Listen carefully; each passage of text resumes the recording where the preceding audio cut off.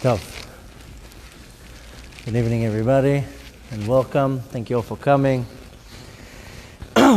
So, from the welcoming committee that I got on the way out, I see everybody already knows me, so I don't need to introduce myself. But I'll still introduce myself. My name is Alon and Anava. And tonight, Be'ezrat Hashem, I'm going to share with you very briefly about my personal story. How 18 years ago, minus 2 weeks, I became observant after a near-death experience. The story is extremely long, and tonight we're going to try to cover as much information as possible, but the short version of the long story is that I suffered from cardiac arrest. My heart stopped for 7 minutes. My soul left my body, made a rendezvous in the world above, saw everything, and came back down to tell you what I saw. And since the story is so long, I get straight to it with a very short introduction that I grew up in Israel, but I grew up the most secular, the most not religious you can imagine. That's how I grew up. I grew up resenting the Torah, hating religion, hating religious people with a passion. And when I was 23 years old, I came to the United States. And the whole story happened when I was 26 and a half, almost 27, on a very, very special day. First of all, it was Shabbat. But more than that, it was the morning of Pesach. The morning where everybody burns the chametz, finishing the cleaning a few hours before the Seder night, which besides being a beautiful holiday and a special day like Shabbat, the significance is when I grew up so secular that even in the school system, the information about the Torah was false. So when I was taught about Pesach, they told me, 3,400 years ago, we were slaves in Egypt, and we were building pyramids, which is completely not true. We didn't even build the pyramids. But nevertheless, and then came Moshe Rabbeinu, and he made hocus pocus, and he got us all out of Mitzrayim. And since then, we eat matzah. But don't really believe in it, because it's not really true. And our proof that it's not really true, look at the book that we read on Pesach. It's called Haggadah. In Hebrew, a fairy tale is called Agadah. On Pesach, we read a book called Haggadah, with a hey, because it comes from the word in Hebrew, lehagid, to say. But I was told, it's a fairy tale, don't believe in it. The fact is that the reason why we celebrate Pesach is not necessarily because we left Mitzrayim, because we left Egypt. Rather because on that day, 3,400 years ago, a very special godly light came down to the world and permeated the power for the rest of the generations, for every person that is stuck in a state of a limitation, to be able to break free and to go out of their limitation. That's why the country where we went out from is called Mitzrayim. Mitzrayim comes from the word in Hebrew, meitzar. Meitzar is a limit, something that limits me. We all challenged with limitations. In our generation, they will call it addictions, but it's not a nice word. People don't like hearing the word addiction. But the sad reality is that everybody is addicted to something.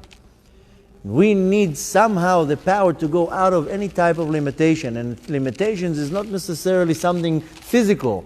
I can battle an emotion of anger and can't control my anger. That's a state of limitation. If you don't know how to control yourself, then you are in Mitzrayim.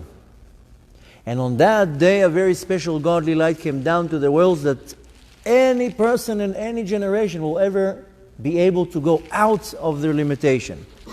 That's why we celebrate in 2.5 weeks. If you want to do yourself a favor, you prepare yourself your right way for that night, because that night, the light shines again.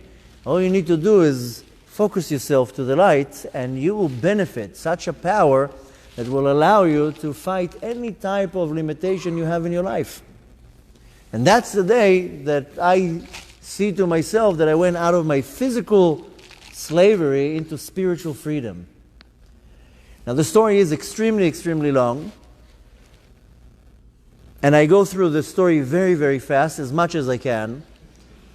Before we start, I have a personal question. Please do not ask questions as I go, because it will stop the lecture and we will be here for hours. And a lot of the questions are answered as I speak. Besides, there's a lot of people, some people don't want to hear your question. Some people just want to hear the lecture and leave. And Be'ezrat Hashem, after that, we'll spend some time. You can ask questions and I'll try to answer all your questions. Another important thing to understand before we even start is that I remember the story, the details, the experience, vivid in my mind, like as if it happened this morning. The only problem is that everything that I remember seeing from the world above doesn't exist in this world. So I have to use my words to give it over.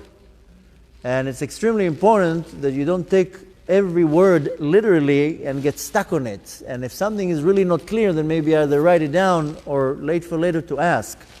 But you have to understand that I have to explain it in my words, and I will use parables or movies or whatever it is in order for you to understand. And last special request is, if you don't mind those buzzing things that you have in your pockets, put it on silent or turn it off. Do yourself a favor, the world will wait for 2 hours. So the story starts 18 years ago, minus 2.5 weeks, Erev Pesach. It's Friday night. Usually I have, I think they have it on the poster, but if not, usually I have a picture how I look, the before and the after.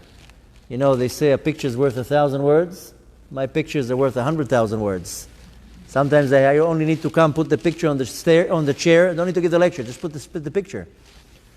So I didn't look like this. The hair was not long here, the hair was long here. My body's full of tattoos. Had piercing in every place you can put something. Something was stuck. And I was in a completely different place than now. All I cared about is money and parties and fun and girls and money and money. Did I mention money? Money. And I had a lot of it. And we decided to go to a party. And we called it a Pesach party. And towards the end of the night of the party, somebody was passing around this device that you smoke drugs with. And I didn't know what's in it, but I just took it. And I started feeling extremely, extremely sick or bad. Sick is not even the right word, because I didn't feel like I need to throw up. I didn't feel that I am about to faint. I knew I'm about to die. The way it worked is that I blacked out. And then I somehow came back to reality. It's just that the reality that I came back to was not the reality that we know.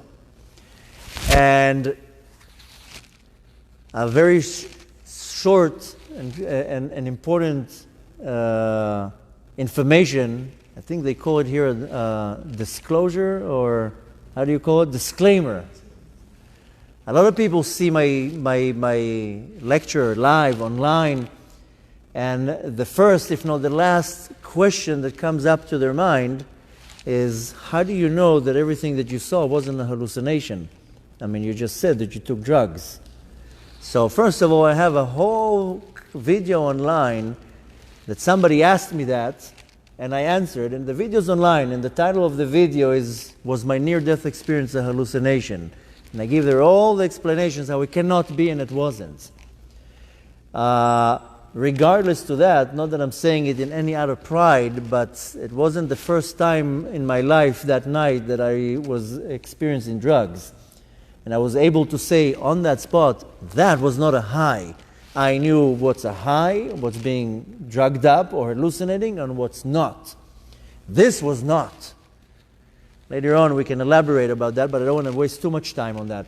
But after kind of waking up, the reality shifted. Something was completely different.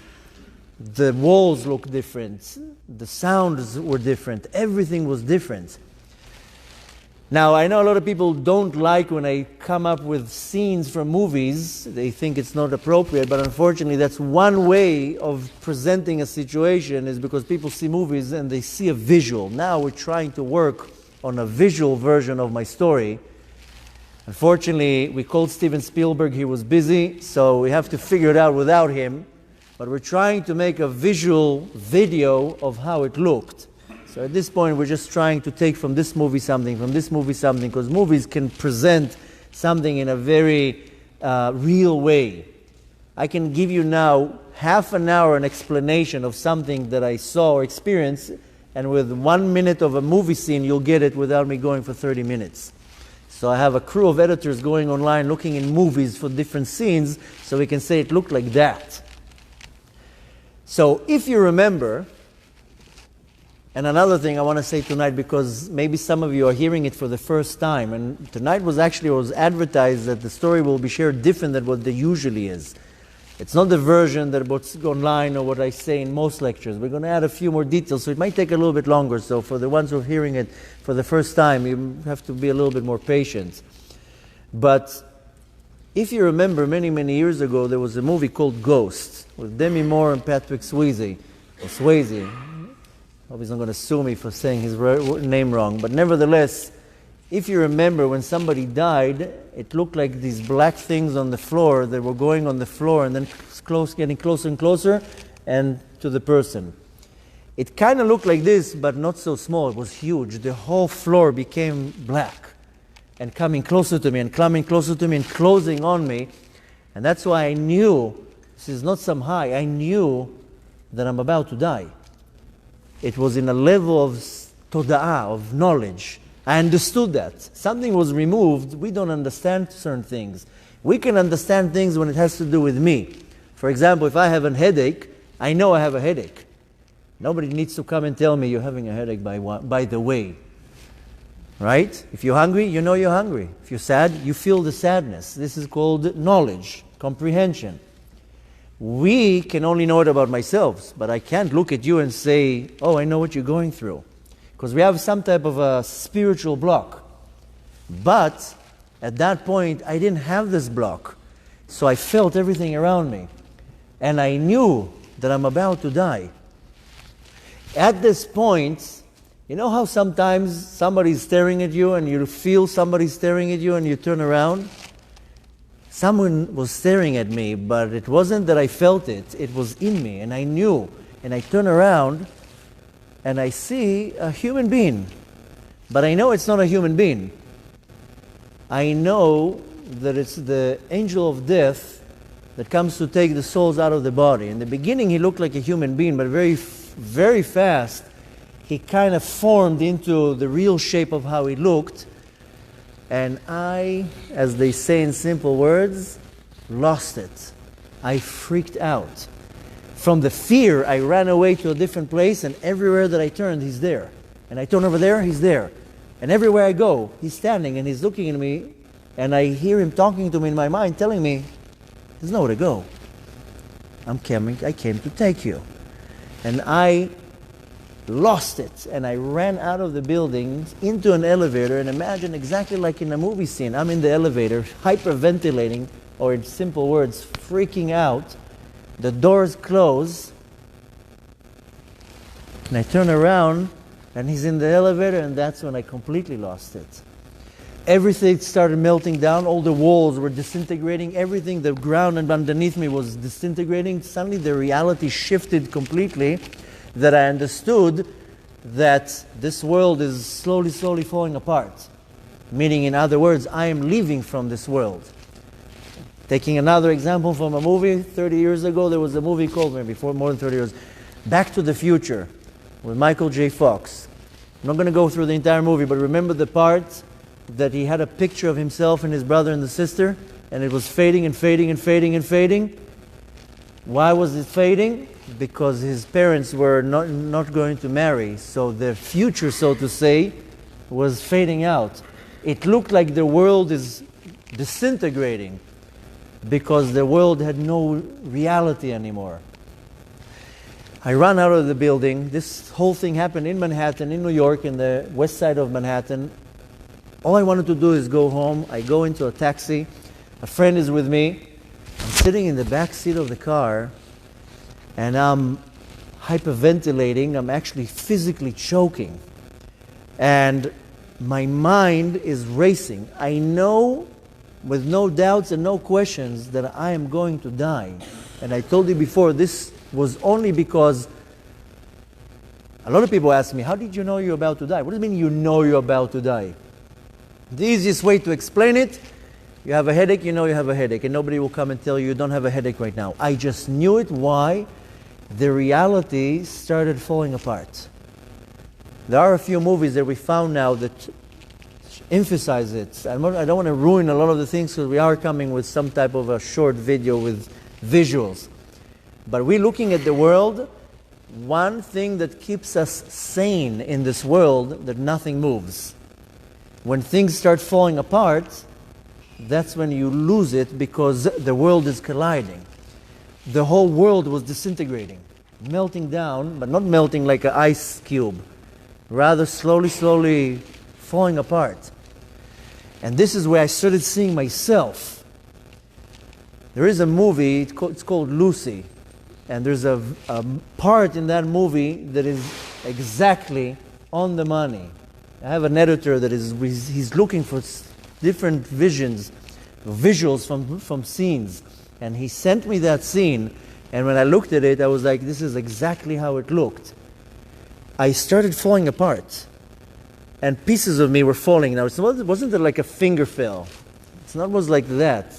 It was like sparks, like sand. You know how you take a roll of sand, you go like this, and it starts falling apart? I was falling apart. And I was losing it, because I'm trying to hold myself, and it's falling. Everything is falling. My hands are starting like as if like to melt. My body, I'm losing my shape.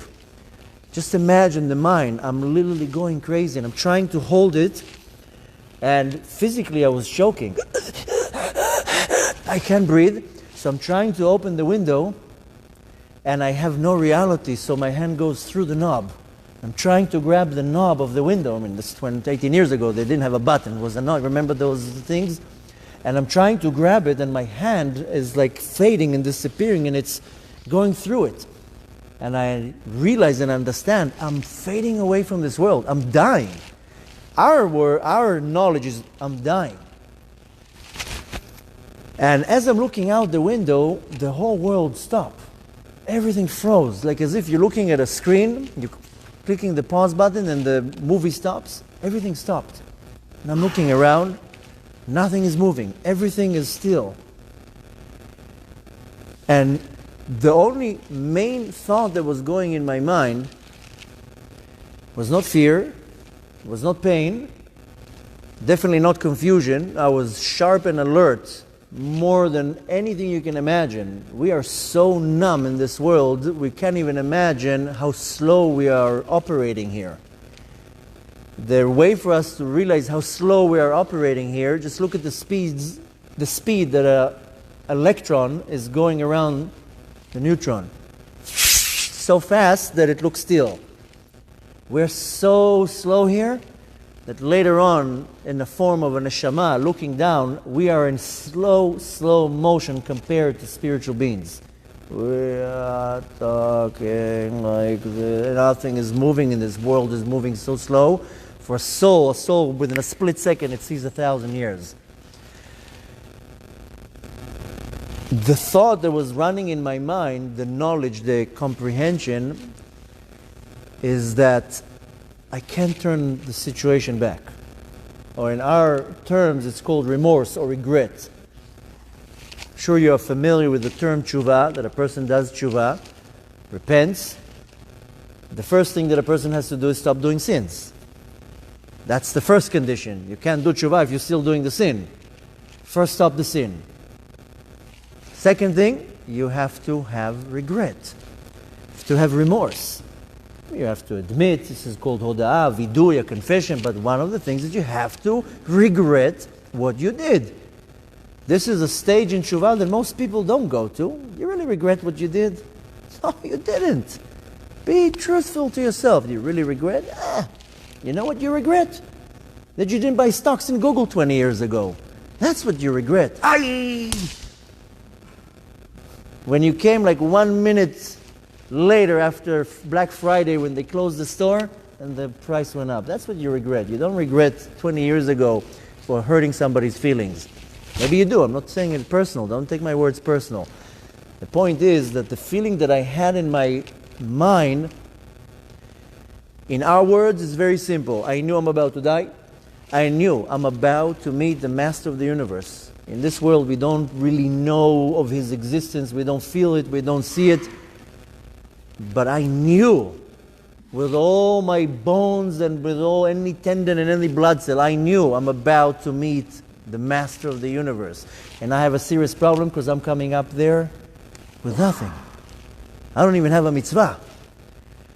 The thought was so extreme. Imagine a person, chas v'shalom, wants to kill himself. Goes and stands on the highest building in the city, looks down, takes a deep breath, and jumps. Now imagine what's going on in that person's mind the second his feet leave the ground. What did I do? I just killed myself. Now I can't jump up and have a minute before I hit the ground. And that's how it felt. What did I do? I just wasted 27 years of my life. On what? On running after another business deal? On a nicer car, a bigger house, a more nicer vacation? The irony is that in that time of my life, I actually had everything and anything that I wanted. I had a company that I made millions of dollars. Everything was illegal, but I made millions of dollars. Had a gorgeous car, beautiful house, vacations all over the world. I lived the life like a gazillionaire, and I thought I'm on the top of the world. And that was the first time in my life that I realized everything in this world is worthless. The car will stay in the driveway, the money will stay in the safe, the credit card you can throw to the garbage, all the vacations, you know what they're going to be? A picture in an album. That's it. You don't take nothing from this world. And I realized that I can't rewind my life. This is something that we take for granted, that, I messed something today, I'll fix it up tomorrow. Today they call it Control Z or Command Z if you have a Mac. You mess something up, you do Control Z, it throws you back to the previous state. You don't have this in the real world, that you mess something up and I'll clean it up. And that was what I felt like, oh my gosh, I saw myself in front of my own eyes dissolving and disintegrating. I'm disappearing from the world. There's no words to describe this feeling that I don't even know where it came from. I covered my eyes and I said, Shema Yisrael, Hashem Elokeinu, Hashem Echad. Now not Hashem Elokeinu, Hashem's name. And of course, many people ask me, if you're so secular, how do you know how to say Shema? So the truth is that I don't know how to say Shema, but there's a midrash that explains to us that when the baby is in the mother's womb, there's an angel sitting there with the baby and teaching the baby the entire Torah. Moments before the person is ready to be born, the baby, the angel takes the baby, the soul, on a tour, and he tells the baby, here's the doctor that's about to deliver you, here's your parents, here's your siblings, here's your house, and he takes him throughout his life. Here's your first grade teacher, your second grade teacher, here's your bar mitzvah, your wedding, here's your kids. This is going to be your business, here you're going to fail, here you're going to succeed. The entire life is already predestined. Everything is written. And then he takes the baby to the last day of his life, to the cemetery, and tells the baby, you see that plot over there? That's yours. That's where you're going to end up. Now get out. Of course, the baby's like, I'm not going anywhere. You just showed me a hell of a life. No, what are you talking about? You got to go out. You got to go out. And the angel pushes the baby out. Of course, the baby comes out crying. Why? Because stands outside the devil, the Satan, hits the baby on his mouth and makes him forget his entire Torah. That's why we all have this little mark here on our lips, above the lips. Why? Because the devil hits us and we forget the Torah, and 99.9% of babies come out crying. Because the Torah was taken out. To breathe.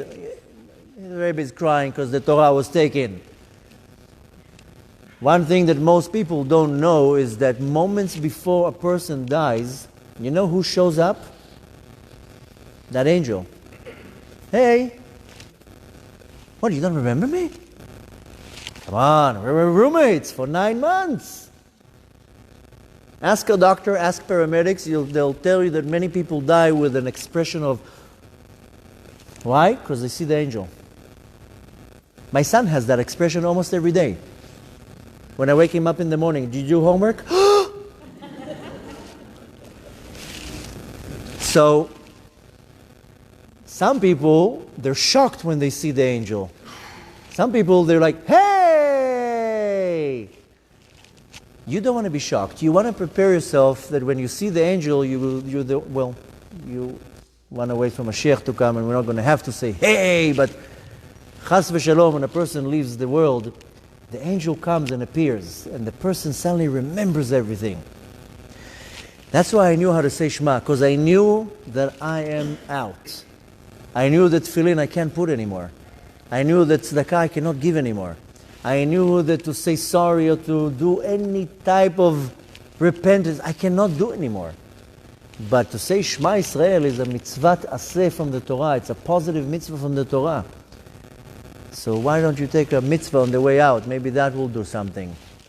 And the second that I said Shema Yisrael Hashem Elokeinu Hashem Echad, I fell down. There was a friend next to me, a girl. It was in a taxi, so there was these partitions between the front and the back. I remember lying down there, like looking at the partition, and I feel like I'm diving out of my eyes, like head first, like you jump into a pool, and I'm leaving my body. And I wake up in this weird place where I don't recognize anything, I don't see anything.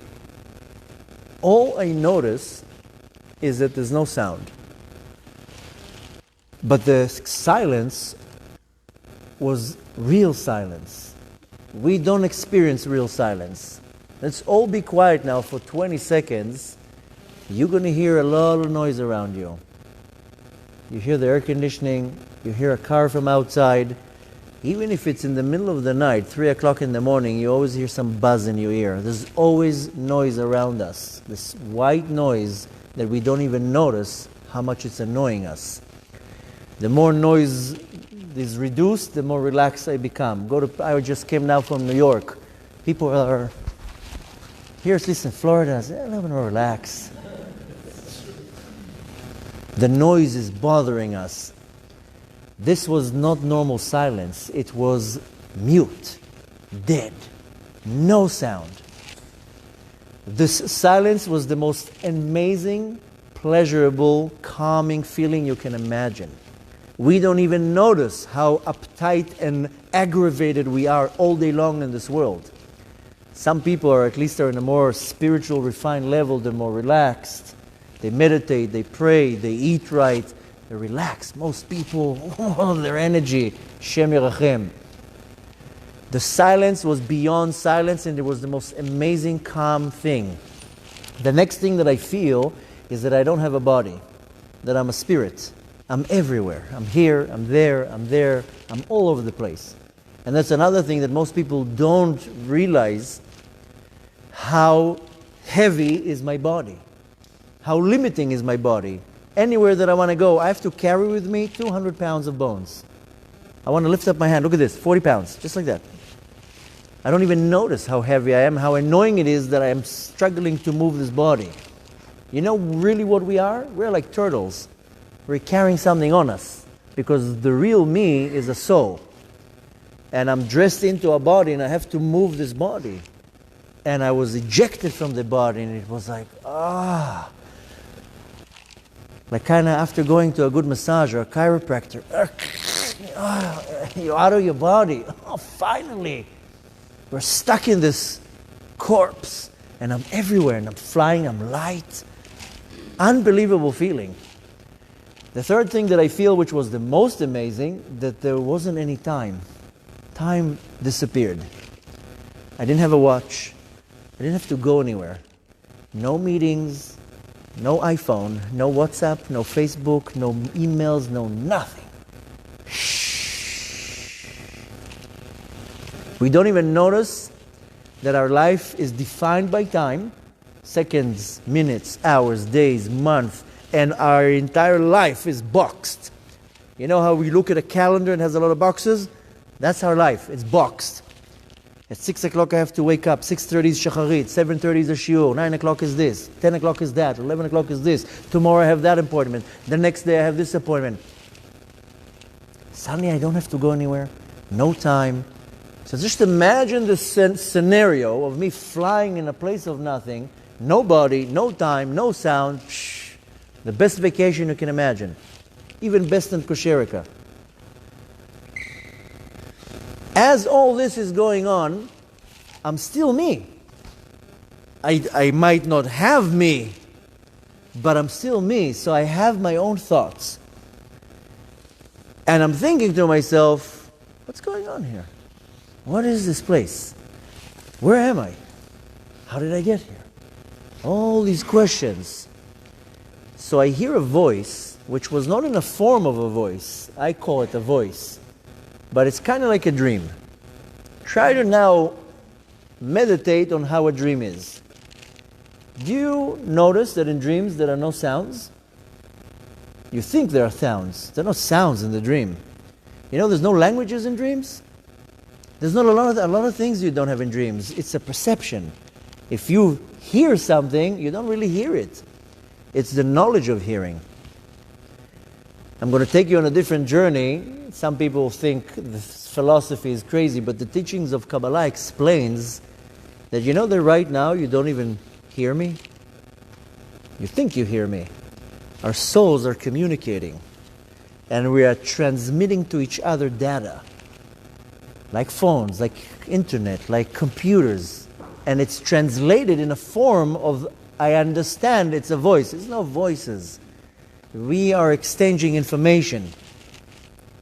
That's why now, before Mashiach comes, technology is becoming more available, more available, more available. Why?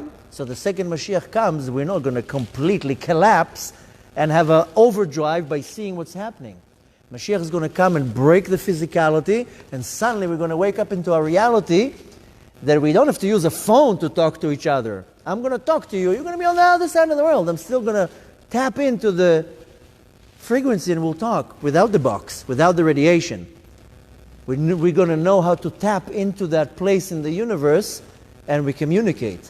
So even now, you think you're hearing me and you think you're seeing me move. This is not a reality, but we'll stop over here because that's where people are like, whoa, what did you smoke before you came tonight? But that will elaborate a little bit later. I have some souvenirs when you go out. So I hear a voice, and it's not a voice, it's a level of understanding, kind of like a dream. I understand that this voice, and again I'm translating it in my words as a voice, and this voice is telling me, you died. This is your death. And I have this puzzle in my mind. What, that's how I die? Just like that? That's how the story ends? Yeah, just like that. And this voice is pointing down. Now there's no hand. There's no eyes. I understand. This voice is telling me, look down. And I kind of look down like this. And I see my body on the girl in the cab. I'm flying over the body, maybe the height of 2-3 meters, like a normal ceiling. And I look down and I see the whole scene. And I have this weird thought that, what? That's how I die? That's how they're going to remember me? My friends are going to meet. Hey, remember Alon? Yeah, I remember him. Didn't you hear? He dropped dead in the back seat of a car. This was the most weirdest thought I ever had. Because you don't really think of your death. Nobody really thinks of their death. Nobody sits home and in his home and says, wonder how I'm going to die. Who does that? Nobody does that. People pray to have a long life. I've never seen anybody standing in front of the kotel or in a grave of a tzaddik and saying, Hashem, please, what am I asking? A car accident, please, no. Who prays to die? Nobody even thinks of their death. We're trying to do anything we can not to avoid it. So the way it comes, it's a shock. And it was a shock. That's how I die? That's how the story ends? Yeah, that's how the story just ended. Amazingly, there was no pain, no sorrow, no discomfort, no any feeling. It was watching a movie, the hero died, and we moved to the next season. That's how it is. Now, as all this is happening, I feel like something is kind of like grabbing me from behind and starting to pull me higher, higher, higher, higher. Very slow, very subtle. Kind of like an elevator when you're going on an Empire State Building that takes you up and you're slowly, slowly ascending. And the higher I go, the more I see from above. And my vision is, so to say, stuck on what's going on below. That's what I see, what's the world below. And suddenly I feel like I lose control. The whole time I have zero control. It's not that I can maneuver myself. I am completely, so to say, spiritually paralyzed. I can't move, which is not a problem. I don't see it as any deficiency. I'm just enjoying the ride.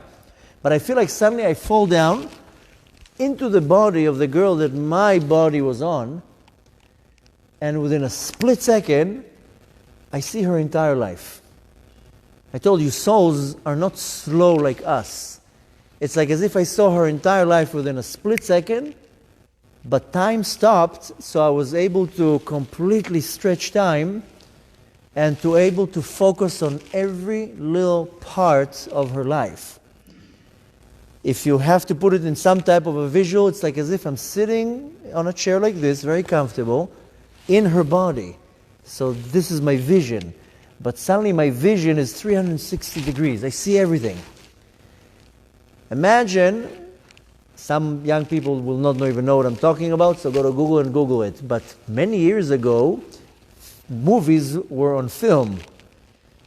There was 18 millimeters and 16 millimeters, and it was like a long film, and it had these little squares, and every square was a frame. I know it sounds like the dinosaur era, but that's how it was. And the film would run in front of the projector, and you would see it on the screen, right? That's how the movie of life. It's kind of like that I saw every frame of her life, but every frame stopped. I'm sure you know that movement when you go like this. Now everything you go like that. Even my 2-year-old goes like this when her hands are on a screen. It's like as if I was able to enlarge every scene, and I was in every scene of her life, and every scene I register every little detail of what's going on around there. Every word, every letter, everything. It's not going like that. I'm in her life and I'm registering everything. Now, not only visions, I feel her emotions. She's sad, I'm sad. She's happy, I'm happy. I know everything that's going on. I'm like a 360-degree camera, and I see everything from all around. Every little detail of her life. Gazillions of cameras all over the place. And the amazing part, and bear in mind that today I'm trying to make it as short as possible, but last week I tried to make this version short. We were 5 hours in the, not that I want to scare you, but we'll try to do it quick, 4.5 hours. But there's so much details.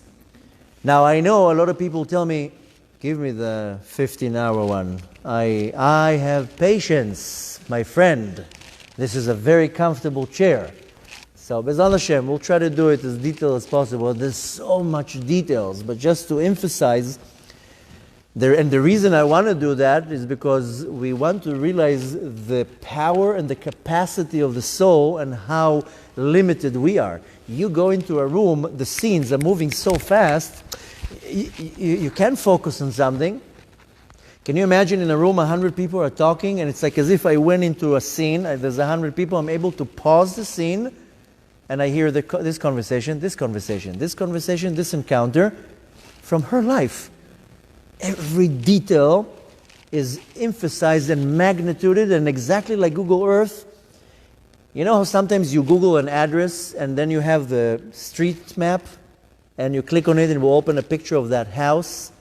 Did you notice there are these pale arrows, and if you click on it, it takes you 1 block down? You like the sound effect, huh? I have to do some sound effects and some...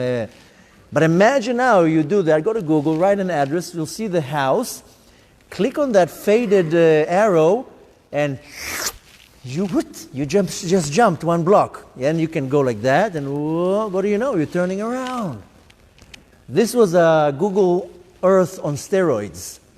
I was able to get into any scene in this girl's life and able to jump to any corner of the scene. Imagine now this is a scene and everything is stopped. Remember they had some type of a stupid contest that people made, like everybody standing?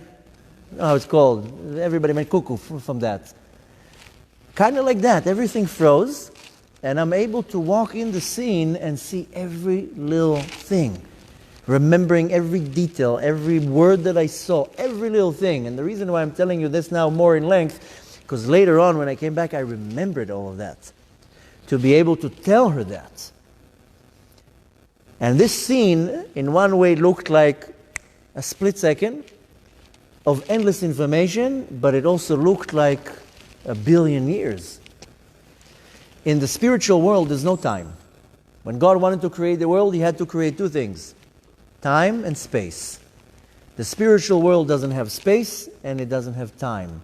And the second that the soul is ejected from the body, it's not bound to time. There's no time in the world above. But if I have to translate it in words, it seemed like 1 billion years that I'm in the scene. Now, as all this is happening, in one of my back cameras, I still see what's going on. I'm in her life. Now, another amazing detail is that I didn't see her life like in order. It was millions of scenes with no order. Order, I mean by baby 1, 2, 3, 4, 5. It was different scenes. And kind of like in technology, that now in the apps, what do you do when you want to watch pictures? You go like that, right? You go like this and brrr, they just move. You go to Netflix, right? Brrr, you just go like this and they're all moving to the side. It's like as if I'm going through the library of her life. And every time I stop, click, go in, see what's going on, go out, more. Again, it didn't look like that. I'm just trying to... So we have the vision, because today, that's how we go through libraries of information. Now, as all this is happening, I see what's going on from the bottom, and I see how the car is driving, and I'm going higher and higher and higher and higher. And as all this is happening, I don't want to stop on that, but just quickly to say, I see already a step into the future. I see how they're telling my parents that I died. I see my sisters crying, my parents dying, crying. I see a little bit into the future. This is another long scene, but I'd rather tell other details. The reason why I'm saying that is because the soul is able to see the past, present, and the future. There's no time, so the soul, the easiest way to explain it, imagine you're going now and you're entering a highway, a 500-mile highway. You're driving on the highway, very, very slow, right? 6-7 hours. If you would look at the satellite sees all the highway. You just see maybe 100, 200 feet in front of you at any given moment, but whatever you pass, you don't see anymore. From the vision of a satellite, it sees the entire highway, from the beginning to the end. So the soul is able to look down and see past, present, future, like this. Okay? But we're living in the timeline, so we only see the present. The future is unknown. So I was able to look like as if from above, so I see a little bit into the potential future. Now, as all this is going, I'm already flying higher and higher and higher, and the car is driving in the streets of Manhattan, and at some point I was so high, maybe like the height of this terrace, and there was this low bridge, and the car went under the bridge, and I went into the bridge. And I suddenly see, I like calling it the graphic design of the world. And I'll tell you what I mean. Imagine you're looking now at a website. You're looking now at an application. You're looking at a video game, whatever it is. Let's concentrate for a second on a website. You have a beautiful design, colors, buttons, videos, pictures. You click a page, opens another one. You click a button, starts playing a video. The whole website is interacting. Now, what would you see hypothetically if you would remove the screen? What would you see? You would see the code that creates the website. Now, if you're a programmer, you're able to look at the code, read the code, understand the code, and you don't have to see the design. you just see the code. And the programmer will tell you, this line will make this function. And this line will make it look like that. And what is this code? A bunch of symbols and numbers, and this is equals this, and all sorts of numbers that we don't even understand. But the programmer does. And there are different types of codes. There's the code that will create the hardware, the software, the program, the code that will be dressed on it as the design. I mean, it has all sorts of professional terminology, .NET, CSS, HTML, whatever it is. And each one has a different character trait. But we don't see that. I see the screen. Now imagine now some type of reality the screen would remove, you would see the code. The same idea, that's how the Kadosh Baruch Hu creates the world. The Kadosh Baruch Hu takes 22 sophisticated tools, which are the letters of the Hebrew language, puts them together like a code, and He creates the world. Now we just don't see it, because our eyes are covered with some type of a barrier. So I see the design. So I see walls, and a floor, and trees, and a sky, and I see things moving, but that's just the design. It's like as if the second I went into this bridge, like as if something was removed from my eyes, and everywhere that I look, I just see letters. Everything is letters. Hebrew letters. And I'm able to read the code like a programmer, and I know and understand what I see. I don't see the world how we see it, with dimensions and colors and shades and depth. I see code. And I'm able to read it and understand it and know exactly what I'm seeing. And maybe one day I'll do a lecture just on that, because this can be hours of explaining. Now, one important and beautiful thing to know, a lot of people that already heard the story think the code was like a painting on the wall. The reality was the letters. Now, I know many people refer to a movie called Matrix, and at the end of the Matrix there's a scene when Neo dies, and then he wakes up and he sees everything is letters, and he doesn't see walls, he just sees letters. It wasn't, they didn't get it right, by the way. They tried to. But everything is the letters. In the Matrix, they're just showing you like the walls are. But try to get to the depth of my understanding, everything was letters. No, there wasn't spaces. You understand what I'm trying to say? Everything was letters, so there was one line of letters. Now, I was kind of going in a motion forward, so the letters were kind of coming at me and going back, and more letters. And they're all coming, and every letter that is coming closer, kind of like, now the cameras are sophisticated, so you can do like a nice focus. So suddenly something is out of focus, and you get it into focus. So looking at the letter from far away, it looked like an aleph. And then when it came closer and closer and closer and kind of got into focus, whoa! There was like 1,000,000 letters in there, forming the aleph. But the 1,000,000 letters in there were more code, with more details, more data. One example out of many, again, this is very superficial, but look, for example, imagine in your mind the letter aleph. The letter aleph is built from a vav, and a yud, and another yud. Last week I had a class, Bezrat Hashem will go online very soon, because we started a course about Hebrew letters. It's going to be a very long course, because we're going to do, every letter will be at least one class. That's already 22 classes. But the secret behind the Hebrew letters. And we perceive the letters how we see it. Yesterday I also gave a short class, a little bit about letters. And the teachings of Kabbalah, based on the book of formation, Sefer Yetzirah, explains that every letter has in it 3 cycles of energy. One of them is how the letter is written, the shape of the letter. One of them is how the letter sounds. And the third one is the numerical value of the letter, because every letter has a certain value.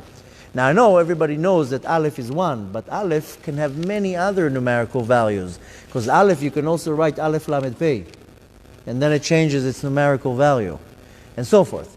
Not only that, imagine now a Sefer Torah. You take out the Sefer Torah from the Heichal, open it up, and you read from the Torah, you see the letters. Now what are the letters? The black ink? Have you ever thought maybe the letters is the frame around the ink? and the letter is not the ink. Just imagine that around the letter there's a shape. Maybe that's the letter. Next time you go up to the Torah, look in the Torah, you will see something completely new. We perceive the letters how we see them, but the letters have what's called the or makif, or in simple English it's called the aura, a surrounding light. Maybe the surrounding light is the letter, and what we're seeing is just something very, very superficial. So the letters are built from millions and gazillions amount of letters. Now here comes again this, it's like as if every letter that came to me, in the beginning it's out of focus. It's like so as if I see an aleph or a bet or whatever, and that there are a lot of them. But when a letter comes close, like as if I'm able to open it up, and in it, another million letters. And then I can open up another one, another million letters. I'm saying a million. I didn't count them. Just saying a lot. And another one, and another one. And every one is a whole new dimension, a whole different world. What are these letters? It's the code of the world. I'll give you one quick example because a lot of people, it's hard for them to vision. If this is my dream, that I will be able to give over the vision that I have here. Then we would have, everybody would be tzaddikim. You know, the Baal Shem Tov had holy powers. He would be able to put his hand on somebody and transmit, so to say, what the Baal Shem Tov was saying into that person's mind. I wish I had this ability to put my hand on somebody and you would be able to see what I remember. So I'll try to give it out. I give it out with the videos and movies. But I'll give you one example. Have you ever noticed that there's about 7.4 billion people in the world? Probably almost any human being has a smartphone. So all day long, people are communicating through their phones. Now, how is this communication done? How can it be that I'm holding my phone and I'm writing text and then I'm clicking a button 10,000 miles on the other side of the world, instantly that text is appearing on somebody else's phone? Now, how is this data being transmitted? Okay, don't give me now the explanations through cellular waves or FM waves or antennas. Where is this code? Where is this data? Can you imagine how many smiling, how do you call them? Moji? Those smiling faces with a tongue out and all sorts of nonsense. Can you imagine how many of them are in the air, in the universe every day? Where are they? Can you imagine if you would have some type of vision and you would see all these smilings flying from one place to another because I made a smiley with a wink and then whoop, it went into your phone and you made another smiley with a tongue out, and just imagine how pathetic our generation is. But nevertheless, where are all these smileys? Where is that data? Just try to vision. Now text messages, emails, where is it? It's like filling in, so to say, the gap of the world. Imagine you would be able to somehow remove the reality and look inside and you would see gazillions and gazillions of code, of data everywhere. Because it's transmitted everywhere and in a specific and very, very, very precise way. It's not bumping into each other. It's like a highway of data that doesn't bump into each other.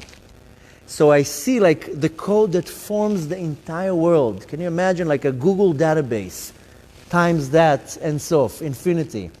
Because the world is full of data and information in a level that we can never and will never as human beings understand that. And I see everything and I understand everything.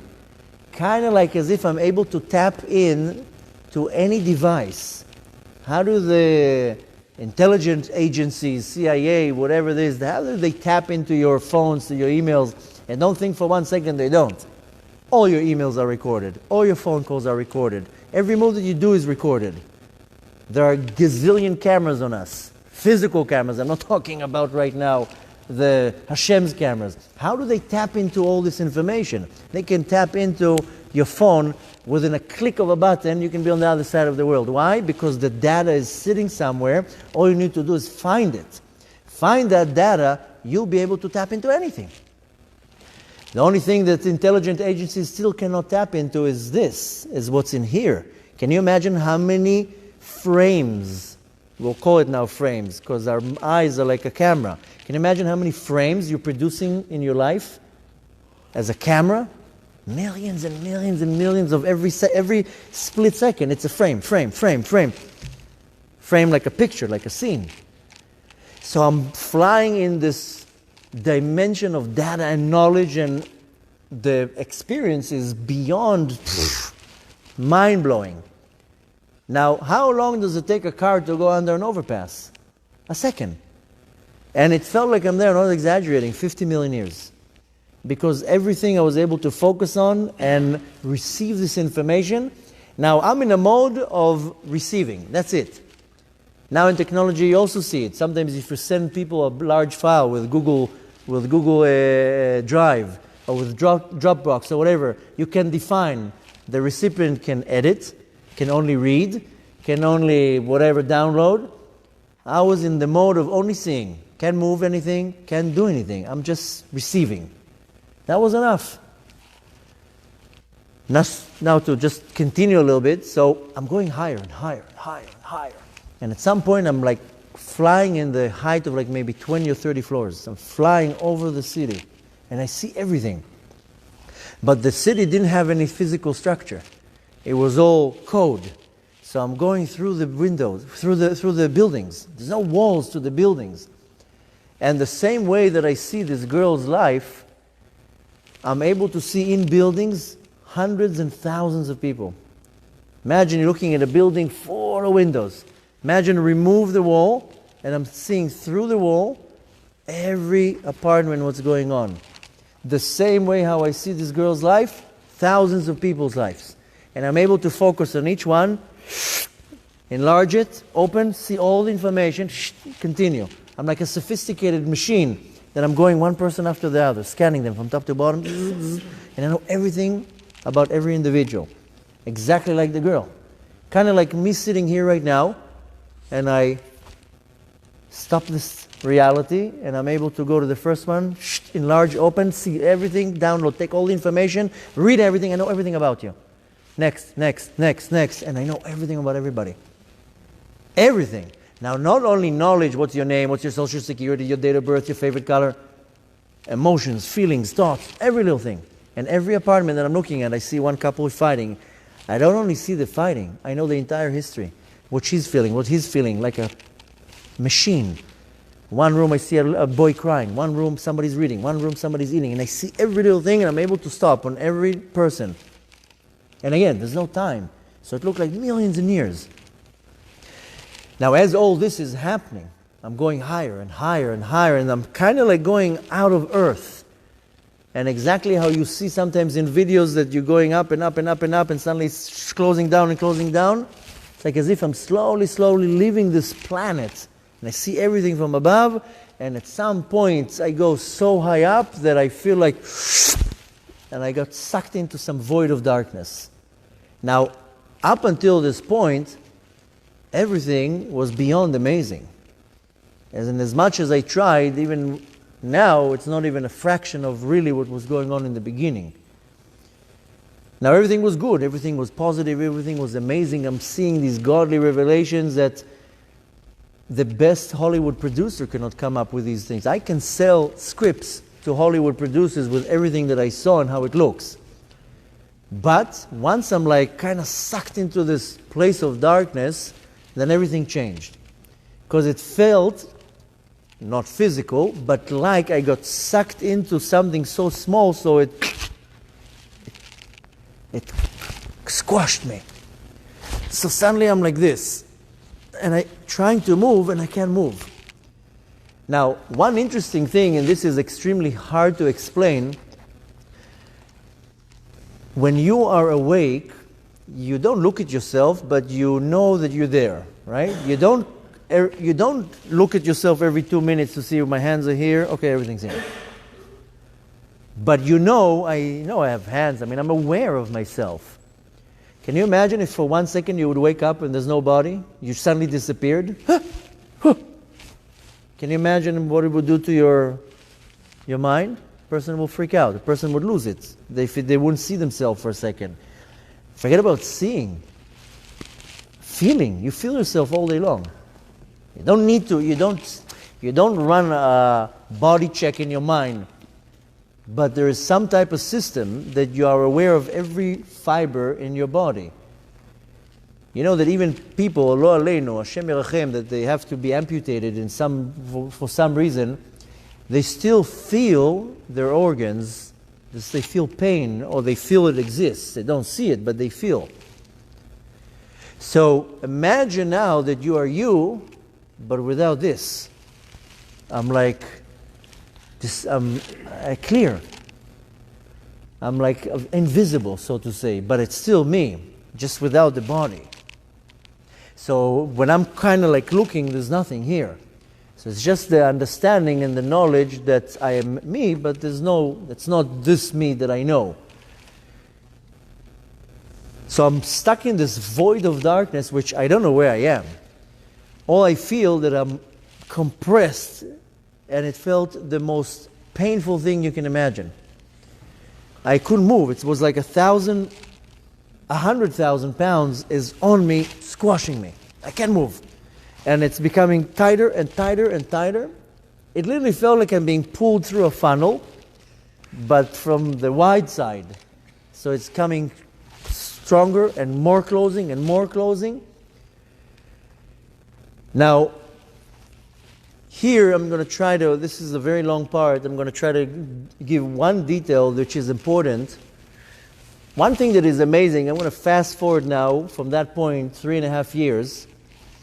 After I became observant, in the beginning it took me a long time to become observant. Once I finally reached to the level that I was learning in yeshiva, that's when I first started saying the story, and in the beginning it was very, very small. To my rabbi, to some friends. There was one rabbi that I would sit down with him and tell him scenes from what I remember. Now, a lot of people doubt what I say. A lot of people listen throughout the lecture, they nod. They don't feel comfortable to get up and leave. Some people do, but some people, they just nod and they're still listening, and they believe 0 words of what I say, which is fine, I understand, and they leave and they're in their mind, this guy is a nutcase. That's their choice. Okay, listen, I'm not here to convince anybody. My job is to tell you what I saw. You want to believe it, you won the lottery. You don't want to believe it, then you'll experience it yourself at one day. You just have to be smart. When are you willing to accept it? But nevertheless, a lot of people tell me, how did you know that Dafka Judaism? What, there was a Magen David? How did you know to become Dafka, to follow the Torah? Or how do you know? Oh, I have all the questions. I heard all the questions from all the forms and all the ways, and believe it or not, I have answers for all these questions. But why am I telling you this? Is because I also had all sorts of doubts in the beginning. But one of the things that is one of the most powerful things in my memory is that everything that I remember is actually exactly found in all of our books. So I would sit with this particular rabbi and I would tell him, okay, this is one scene that I remember, and I would start describing the scene. And he would stop me, go to the bookshelf, pull out a book, Talmud, Zohar, books of Kabbalah, open the book and tell me, listen, look, what you are describing is written exactly in this place. Maybe not exactly, but word to word. But I would say, this is how I remember it. And he would pull out a source, how our sages wrote it one way or another. So one part that I remembered, and I couldn't really explain it right, there's a great Mekubal, lived about 500 years ago in the city of Tzfat. Some people know him, some people don't. I mean, you say the word Kabbalah, people right away, the word that comes up, the name that comes up to their mind is the Arizal, Rabbi Yitzchak Luria. But there are other great Mekubalim. I know he's one of the top, but there was a great Mekubal that was actually his teacher, and his name is Rabbi Moshe Cordovero, or is known as the Ramak, who has unbelievable books of Kabbalah. Very interestingly, even though the Arizal was his student, they disagree on almost anything. But nevertheless, the Ramak has many, many beautiful books. There's one book that is called Pardes Rimonim, And he says there something very interesting. He says that when a person in this world does actions, then he creates, so to say, an angel. Now, when the person dies and the soul is ready to go up to the heavens, it has to go through some type of a channel. The word that he uses is tzinor. Tzinor is a pipe. Like you build a house, you have a lot of pipes. This pipe is where the soul goes up to the heavens. How is that pipe built? From the actions that you do in this world. If you do positive actions, you build, so to say, positive angels, and they form the pipe, and that's where you go up from. If a person does bad actions, or what we call in simple language sins, then he will create bad angels, and they will form the channel, the pipe, the pier where their soul goes up from. That's what he says there. Some people that die and have a near-death experience, and there are millions, by the way, it's not that I'm the only cuckoo, there are a million cuckoos, but nevertheless, they all say the same thing. I saw the light, I went through a tunnel. Some will say the light was white, another will say the light was yellow, but it doesn't matter. Everybody has kind of the same pattern. And a lot of people will say that they went through a tunnel. Some people will say a tunnel, some people will say a cave, some people will say a pipe, whatever it is, same idea. And there's always the light at the end of the tunnel. So I didn't see it as a tunnel. I saw it like a funnel, like a tzinor. And it started very wide, so it was easy to go through, and it ended up very, very narrow. But the walls of this funnel, in previous lectures I used a short description by saying the walls were full of blades. And my soul was pulled through it, and it felt like the blades are cutting pieces of my soul. Really, these walls were built from gazillions of angels, forming the walls. These angels looked exactly like me. It was gazillions of me's, but they were deformed, completely deformed. You know, sometimes you look at these funny mirrors, and you go like this, and suddenly your face is like, you know, I have to make some sound effects, but it was millions of angels that looked like me. But completely deformed and scary looking, because every angel, I mean, we call it angel. Don't imagine some guy with a ring here and wings. That's not how angels look. In most cases, by the way, angels don't have a look. An angel, the definition of an angel is a messenger. You can call it even an energy. Angels don't have looks, by the way. There are some angels that they will have a look. Look at the prophecy of Yechezkel, he defines them with 6 wings. But most angels don't have looks. We call it an angel, but nevertheless, every act that I ever did created an entity that, since it was me, it looked like me, but deformed. Now, some acts that a person does, he creates millions of them. You know that if a person says Lashon Hara, you create millions of them, not one, because it's one act. Millions, and you know why millions? Because the sentence had 50 letters, and every letter is built from 50 million letters, exactly like I told you before. We just don't see all these letters. So a person says one sentence of Lashon Hara, you're talking here about millions of these angels. And this is just one sin out of many. So the feeling was, besides fear, pain, anxiety, shock, helpless, and there's no words really to describe it, but there's one way that I kind of can describe how it felt, and I have to be visual because that's how people understand. Imagine now, and forgive my example, imagine now somebody will throw an individual, or, you know, for the sake of the example, you, into a 50-foot deep pit, so you can't climb up. And the whole pit is full of rats, climbing on you, biting you, pulling pieces of you. I don't care who you are. You have 50,000 rats there, biting pieces of you. The most disgusting feeling you can imagine. You can't move, you can't do anything. Only Rambo was able to deal with that, but most people can't deal with it. It was disgusting because they're like kind of like taking pieces of me. It felt like they're ripping pieces of me, attacking me. No words to really describe the vision, how it looks, and it became worse and worse because in the beginning it was the simple sins, so it was wide, it wasn't so kvetching. The worse the sin became, the more it closed. So the worse, the bad sins were all the way, so to say, at the end. So again, I call it a funnel. It started wide, but it ended up narrow. Don't imagine in your mind necessarily the funnel. It's like the pressure. So the more severe the sin was, there was more pressure on the soul.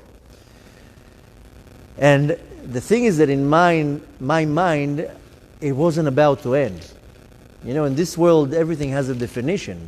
You have a headache, you take a pill. It doesn't pass, you take another pill. It doesn't pass, you take a shot, whatever it is. In the world above, there's no end. So I didn't know if it ever ends. So I thought it's going to become worse and worse. It was kind of like an anxiety that is not ending, like a panic attack on steroids, that there's no way out of it and nothing can stop it. Now at some point I did realize where I am and what's going on and where I'm going. I realized everything from a very, very simple reason. In this world there are two realities that are familiar to us. One reality is called a lie. Most people live this reality. And again, I'm not trying to attack anybody or make anybody feel bad. Most people live a life of a lie. A lie means that you make up something, and if nobody knows that this is the truth, that's the reality. This reality only works in this world. This world is called the world of deception, Alma de Shikra, the world of a lie. Everything here is a lie. What you see here, 99% of this world is all lies. Not only necessary that people are lying, everything here is a lie. From what we eat, from what we see, from what we buy, everything is a lie. And the more we're getting closer to Mashiach, the more everything becomes more of a lie. Look now, you're going into a store, you take a product off the shelf, no preservatives. Really? It's on the shelf for half a year and there's no preservatives? Who are you kidding? No food coloring. Oh yeah? Why is it purple? Everything is a lie. But that's not only what I'm talking about. People say lies all day long. People live a life of a lie. So the whole reality is a lie. So this world is called the world of lies. But in the world above, there's only one reality. And that reality is called Emet, truth. That's why the world above is called Olam HaEmet, the world of truth. Any person that lives a lie in this world will never make it up there. Doesn't matter who you are. You can have a 2-foot-long beard, pray 3 times a day. You can pray 4 times a day if you want. Learn Torah from morning to night. If you lie, you have no chance of surviving in the world above. I don't buy the look. It's the pnimiut, the inside. Most of what you see outside, of the outside is all lies. This is the shock that the neshama gets because most of what we see in this world is a lie. But the world above doesn't tolerate that. In this world there are 2 sides to the coins. Lie, truth. Lie, truth, lie, truth. In the world above there's only one side to the coin. There's no coin, there's one side, one reality. All emet. There's not 99% emet. There's no bending corners, there's no white lies. I'm really interested to find the person who invented the color. Why couldn't it be a blue lie? Where did this came from, even a white lie? There's no source to that. I want it to be a green lie. What kind of a nonsense is a white lie? A lie is a lie. I don't care how big it is. That's the problem with people here, that they say it's a small lie. Excuse me, a lie is a lie. End of story. If you need to take something out of tonight, there's going to be a lot of details. If you need to take something out of tonight, don't lie. Ever. Your life will change drastically. 99% of the problems that we are dealing with is because we lie.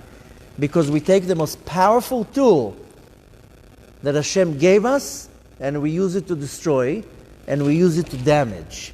This little hole here is the most powerful tool you can imagine, both to the negative and the positive. This tool, this little hole, can kill, destroy, and this tool can create worlds. The Kadosh Baruch Hu created the world with talking.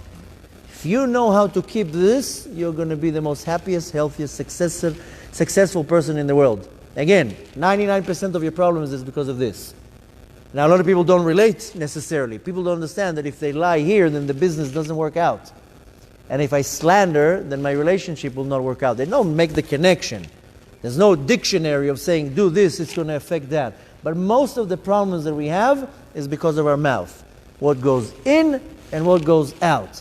If you know how to guard your mouth, what goes in and what comes out, you're going to be straight a Jew or individual in this world. Because this is the problem. Most people don't even realize they lie all day long. When I became observant, it's not that the day after I woke up I went to yeshiva. It took a long time for me to get to yeshiva. In the beginning I didn't even wear a yarmulke for 3 years. I just started becoming observant. The first thing that I had to do, hopefully you take some important notes from tonight, because the point actually tonight is not necessarily to hear the details, it's to take the notes.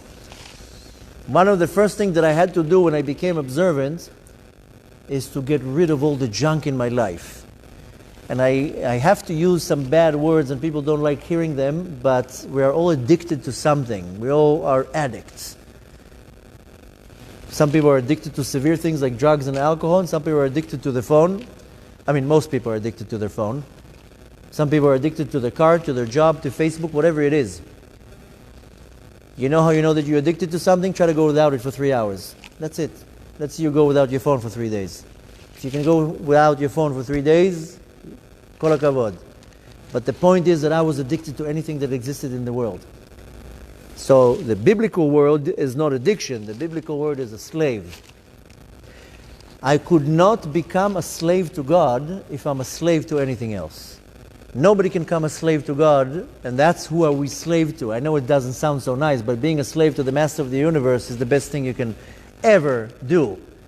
But you cannot be a slave to God if you're a slave to anything else. So I had to get rid of everything. I used to smoke and drink and everything. I had to get rid of everything, one by one, systematically.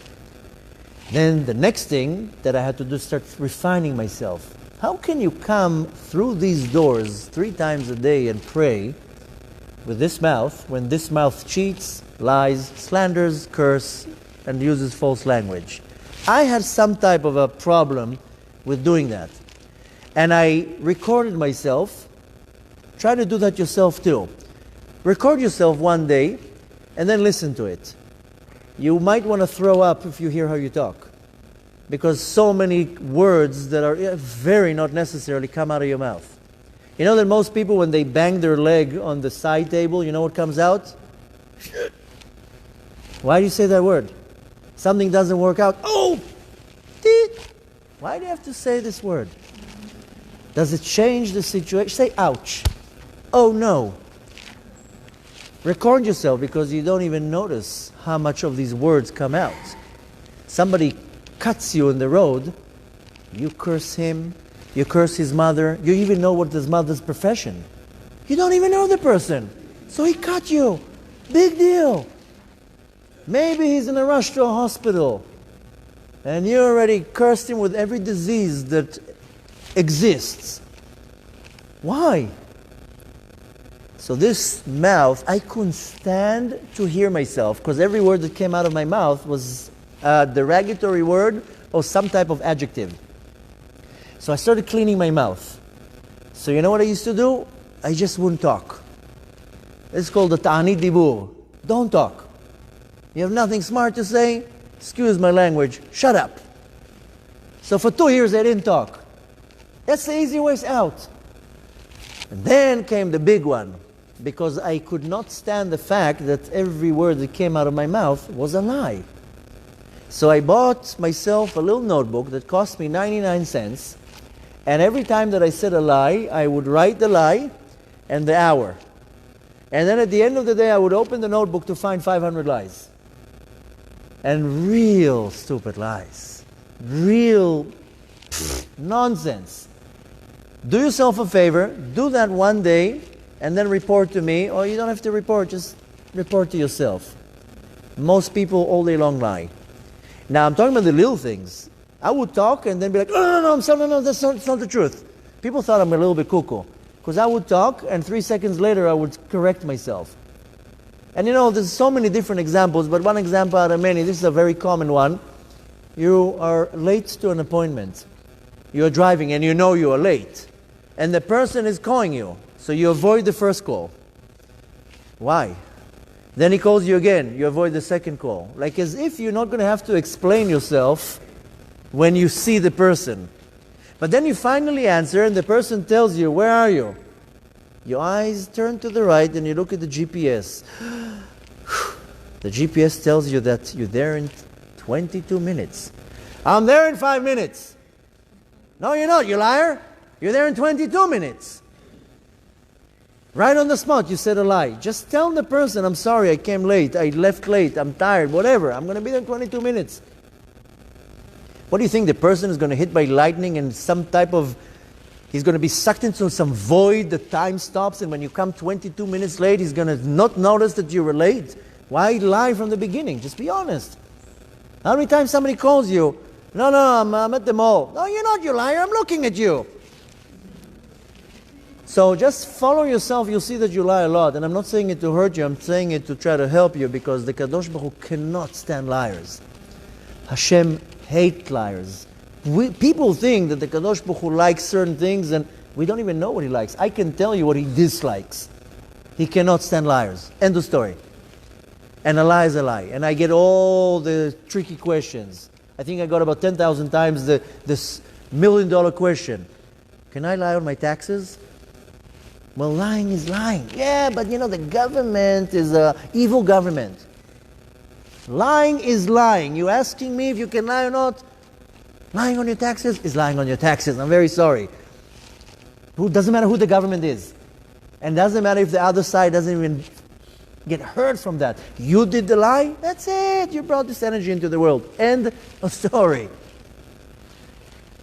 And it's the same with stealing, and it's the same with everything. But lying is the worst thing that a person can do in this room. And like I told you before, if you have to leave out of this room tonight with something, don't lie. Don't lie. Be a man or a woman of truth. The Kadosh Baruch Hu, his seal, Chotam HaEmet, the seal of truth, that's the Kadosh Baruch Hu. Moshe Rabbeinu, Moshe Emet, Torato Emet. Everything is Emet. Everything is truth. Everything that is the opposite. So, I'm sure you remember the story in the Torah that when Moshe Rabbeinu was in the desert and everybody wanted a barbecue, Moshe Rabbeinu said, I had it up to here. This is what you care about? I teach you Torah and you want steaks? And he kind of lost it. So Hashem told him, relax, don't worry, I have a great idea. Why don't you get yourself 70 men and they will handle the pressure. Shivim Zekenim. Moshe Rabbeinu says to God, where should I find them? He says, go and find Anshei Emet, people of truth. Moshe Rabbeinu cracked up. 70, right? If I'll find one, I'm lucky. Where am I going to find 70 men of truth? Anshei Emet? This is like a needle in a haystack. Where are you going to find that?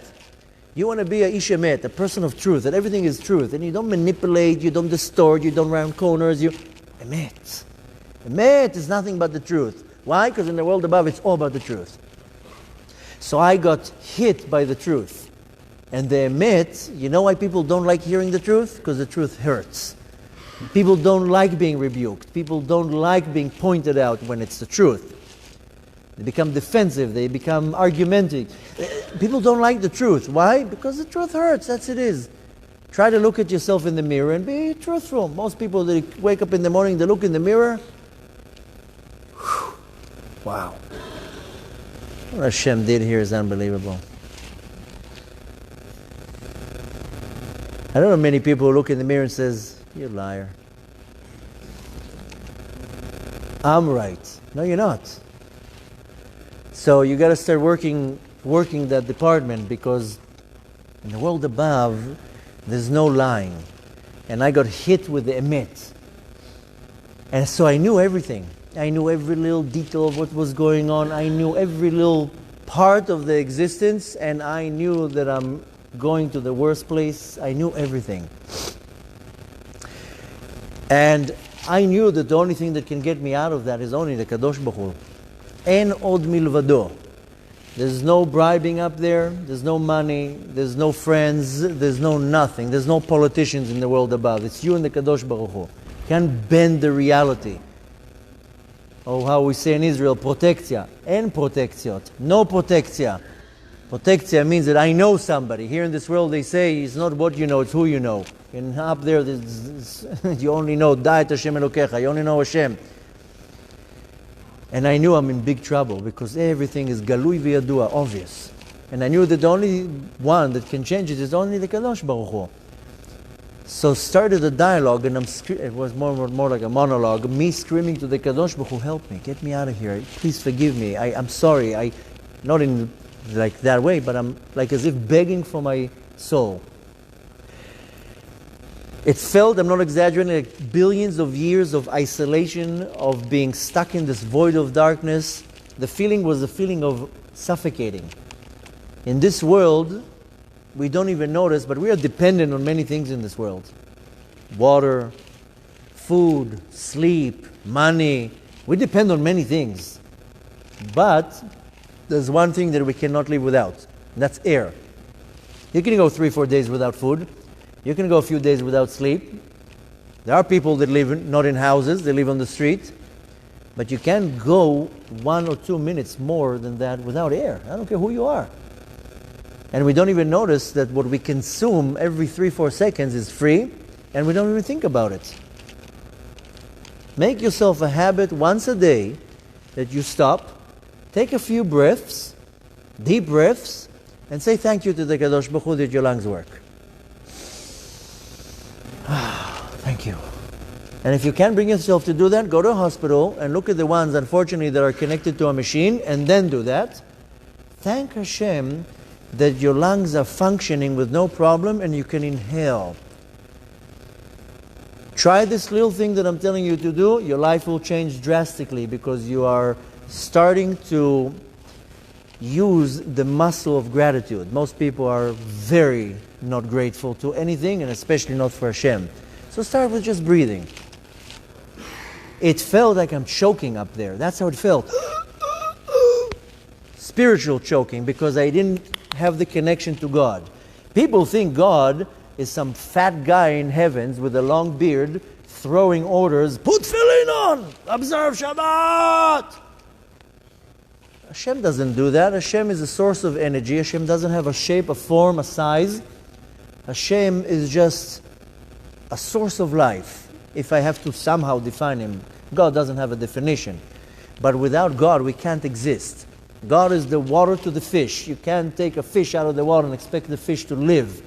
Me, as a soul, cannot live without God. End of story. That's how it works. You don't have a connection to God. Jew or non-Jew has no meaning between the two groups. Any soul, even a soul of an animal, cannot exist without God. God is the power, is the source of life. Cut that source, you are lifeless. End of story. Lifeless in the world above, of course. In this world, you can go 40, 50 years without your soul connected to God. Some people do severe sins in this world and they cut off their soul. This is called karet. 36 sins in the Torah. One of them we're going to experience in 2.5 weeks. A person will eat a crumb this big of chametz on Pesach. The whole soul gets chopped off. One crumb. ונחרטה הנפש ההיא מעמיה. Person desecrates Shabbat. ונחרטה הנפש, karet. The whole thing gets cut off. You know what it takes to get it back? To do this connection back? And the person would live 30, 40, 50 years with no soul. Corpse walking around. Why? The soul got cut off, disappeared. It can be fixed, but it's not easy. You know when you feel that? When you go to the world above. Not too long ago, I had a young man came to our Shabbat table, and the whole Friday night meal, he's arguing with me. Where does it say in the Torah that I can't turn the light on in Shabbat? Where does it say in the Torah that I can't drive on Shabbat? Where does it say in the Torah I can't use the phone on Shabbat? Show me where, I'll do it. And we're arguing backwards and forth, and everything he's asking me, I'm giving him an explanation. At some point he gets up, he goes to the wall, and he turns the light off, and then he turns the light on. And then he turns the light off, on, off, on, off, on, off. And he tells me, you see? Nothing happens. I told him, I'm sorry to tell you, young man, you are obviously suffering from a very rare disease of stupidity. Because the fact that you don't see that something happens doesn't mean something happens or didn't happen. So I told him a story. Once they took 2 soldiers and they put them 1,000 meters into the ground in a bunker. And then they told these 2 soldiers, you see all these buttons over here? Don't press them. Because if you press one of these buttons, a nuclear missile will be launched on our enemy. Okay. They're in the bunker, a day pass, 2 day pass, 3, a week, 2 weeks. They're bored out of their mind. There wasn't Wi-Fi down there. They were going nuts. At some point, one of the guys is telling the other, hey, let's press the button. You can't press the button. Are you out of your mind? They told us we're not allowed to. But they gave us orders. Orders. Orders, schmorders. Who cares? Let's press the button. But we can't, it's going to launch a missile.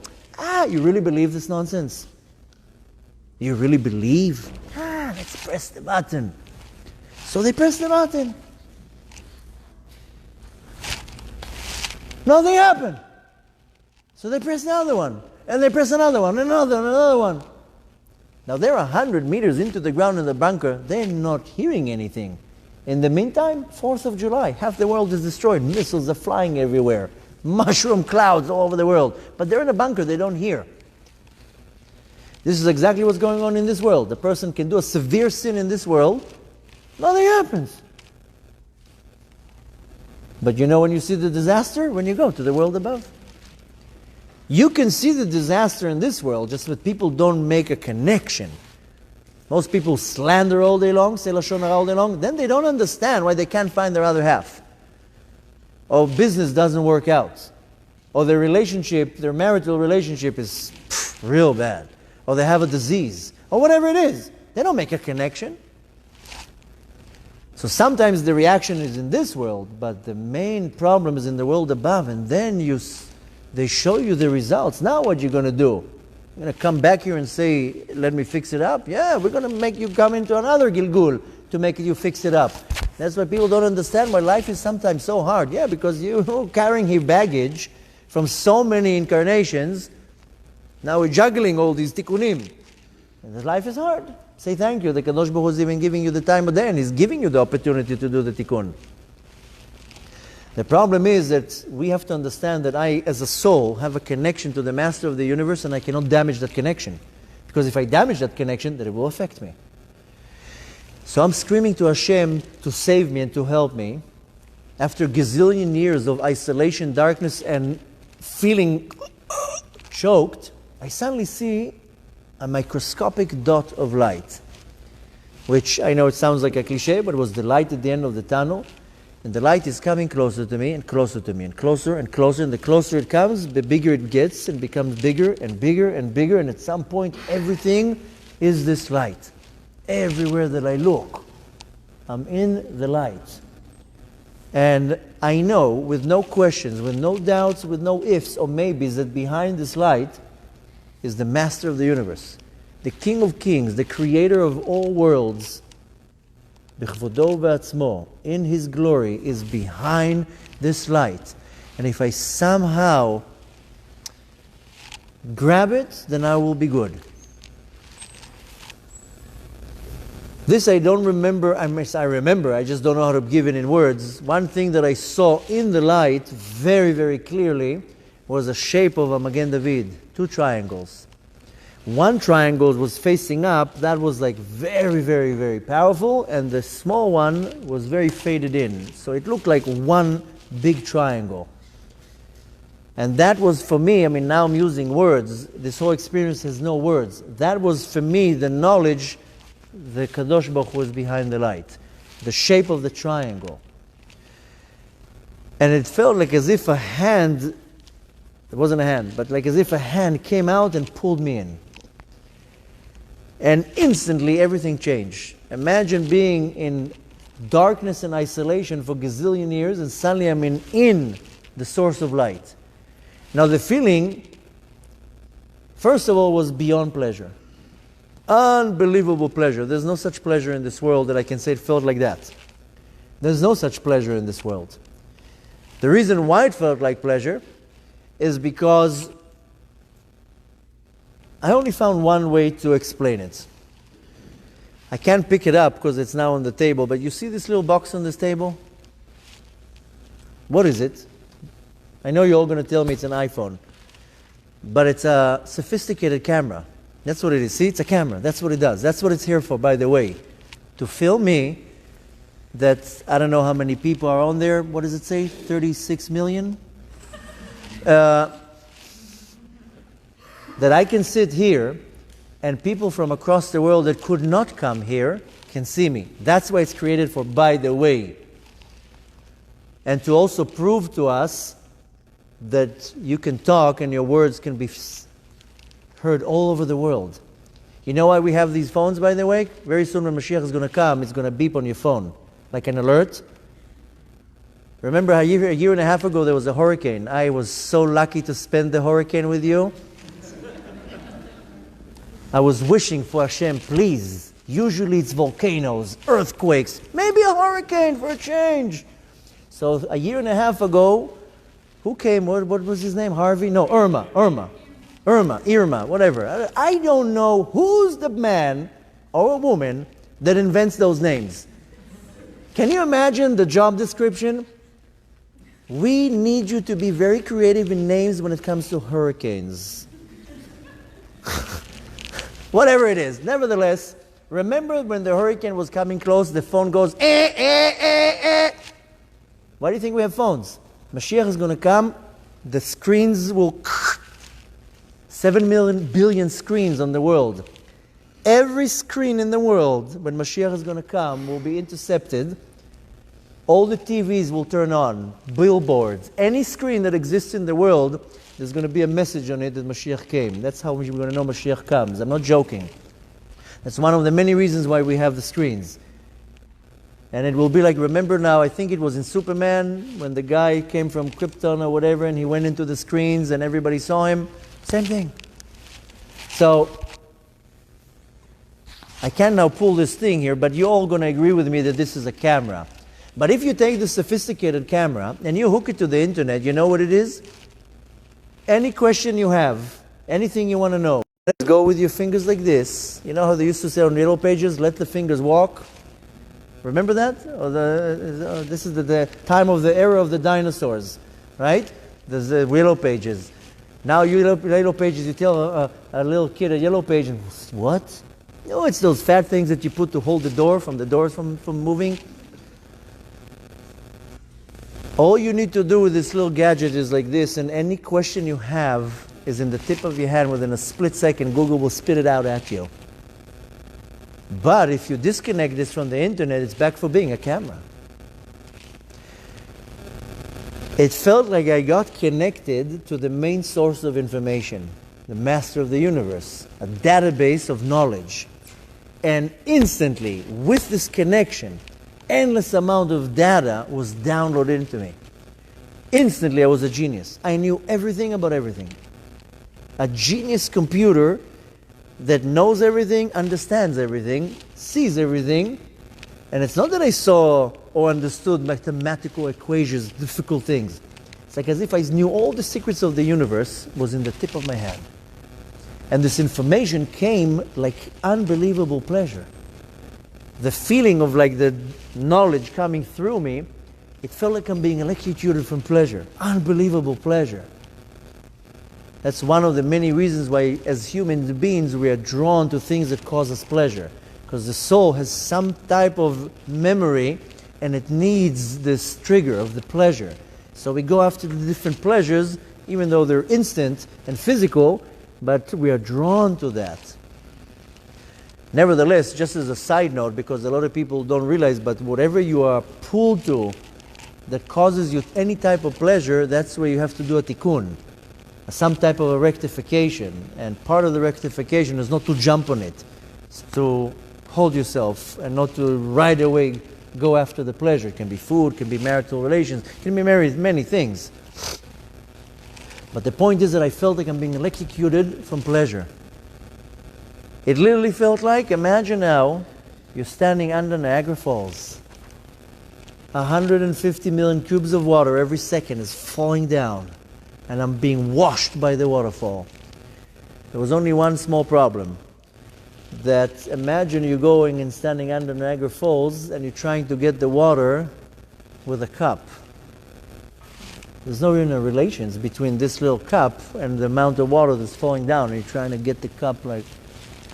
The power of the water coming down will throw you in the cup. I didn't have any way of holding this knowledge. So I saw it. Endless. Infinite. Ensof. But I don't have a way to grab it. Now this knowledge came that first of all it was like as if I was a genius. I knew everything about everything. Every little detail, it's like endless information.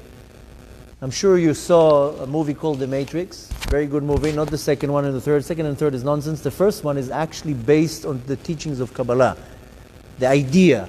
I mean, they added some action and violence so it will sell in Hollywood. But the idea, almost every scene in that movie, you can explain it based on the teachings of Torah, Judaism, mysticism, and so forth. There's a part there, then the hero, Neo, they wake him up, and he's connected to a computer, and they want to teach him things. So one of the guys there puts like a disk, and he downloads a program to him, and within 3 seconds, he's like, kind of like shaking, and he opens his eyes, and he's like, whoa, I know Kung Fu. Remember that scene? Takes a person 60 years to master Kung Fu. 3 seconds, it was downloaded to him, and he's in a dojo. And suddenly he's like the master Kung Fu of the universe. And they download all sorts of programs to him. It's kind of like, it kind of felt like that. It's like as if I knew everything and everything.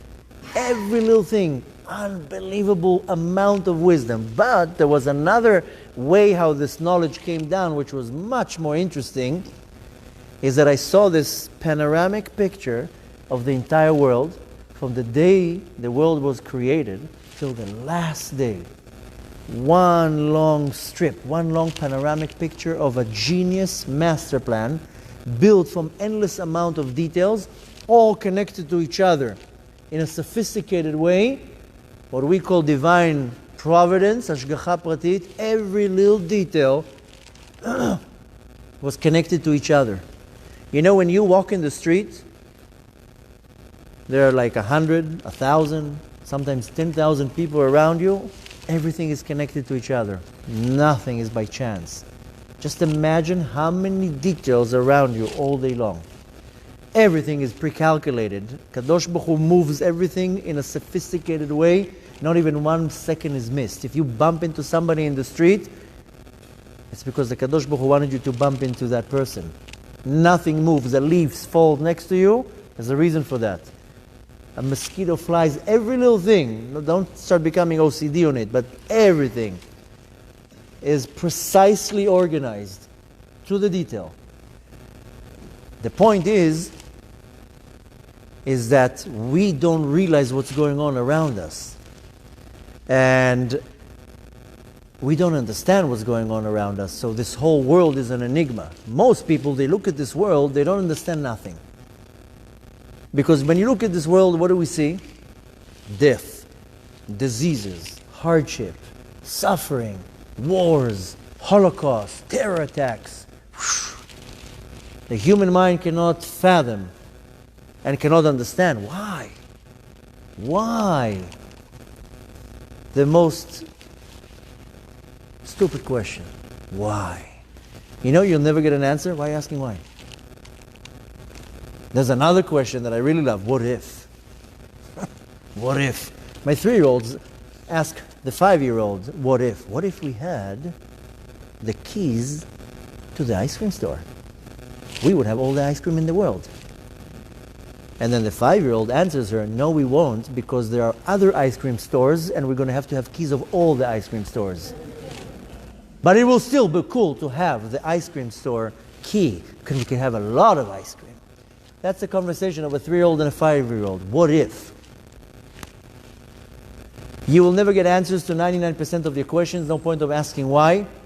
Rather ask yourself, what do I need to learn from that, and then what do I apply? But when we look at this world, we don't understand nothing. We see people suffering. We see so many bad things happening. We're never going to understand because we're missing 99% of the details. This world is a 1 billion-piece puzzle. Just that we're looking at 5-6 pieces and we're trying to put them together and nothing makes sense. So we judge the world, we judge the Kadosh Baruch Hu with disbelief. But the reality is that we're just missing on the details. Now, it's not that I saw it like a picture. That's my parable, a panoramic picture. It's just that I saw all the details consumed into one dot. Now, the only way for me to kind of explain it, take a picture with your phone or with your digital camera, put it on the computer, now put it in any type of photo software. Now start enlarging the picture.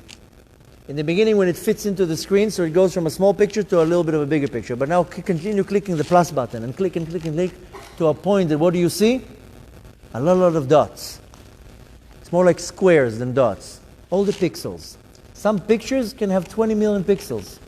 Now when you enlarge it, that doesn't look like a picture. It looks like a brown square, a gray square, a black square, another gray square, a white square. Now you push it back in, whoa, suddenly I see a picture. That's the only way to kind of explain it. So we are looking at about 4 pixels. Now shrink it all together, wow! No words to describe the wow, the picture. And who's the artist? Master of the universe. Whew. What an art. We can't even fathom the depth of the Master of the universe to create such a world. You know how much details are running in this universe as we speak? Hundreds of billions of birds, hundreds of billions of fish, gazillions amounts of anything. Everything is moving in such harmony that for us we see this huge world. Go to YouTube, go to Google, look at shots from satellites, how the world looks from above. Harmony. A hurricane from above. Just like a little circle. From above, everything looks completely different. So I had like a bird's eye view of the entire world, but with generations. Now, sometimes you're looking at infrared images, then you will see tones, right? You know what I'm talking about? So eras in the world look like tones. People tell me, what, you saw Avraham Avinu walking in the desert? No, I didn't see Avraham Avinu. But I saw how the world has, or generations are looking in tones, different tones. That's how it kind of looked. But I wasn't focusing on the details, rather focusing on the entire picture. To see how everything around looks. Now what was the most amazing thing is that I understood the picture. And it brought unbelievable pleasure to understand that everything the Kadosh Baruch Hu does is beyond good. We don't even realize 99% of what we're going through, and we experience pain to some extent that the pain is actually what we need to experience, and that's the healing part that we don't really understand. And I'm not minimizing anybody's problems. People go through tragedies. Don't for one second take my words out of context and say that I'm minimizing people's problems. I'm not. I'm just explaining that we are looking at it from the wrong eye. And sometimes when a person goes through an operation that saves his life, there's 2-3 months of rehabilitation, and the pain is part of the healing process. It's not comfortable, but you get healed. So the pain we go through in this world is healing us. A lot of the pains that we go through, by the way, is caused by our own actions. But that's a whole different thing. People don't understand that when you lie and you cheat and you slander and you steal and many other things, God doesn't punish you. People think that God punishes. God doesn't punish. I know, there's the explanation of Rambam and Maimonides of Sachar ve'onesh, a punish and a reward. But I like looking at it in a different way, because God created the world with a lot of rules, and He gave us the manual that teaches what is the rules, which is of course the Torah. And God says if you're going to do a certain action, there's going to be a reaction. Don't put your hand on the boiling hot stove, because you're going to burn yourself. And if you put the hand, I told you. Isn't that the most annoying thing? I told you. Oh, I couldn't stand that. I had to try everything myself. But I told you.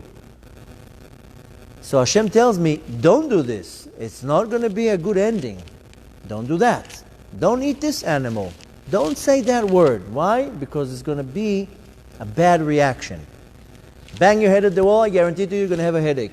Can you blame the wall? No, blame yourself. You did a foolish action, now you're getting a reaction. So a lot of what we go through is a reaction. That I did something, now it comes back at me. That's it. Very, very simple. That's how the world works. The world has a very unique energy. If you know how to go with the energy of the world, then you don't get hurt or you don't damage anything.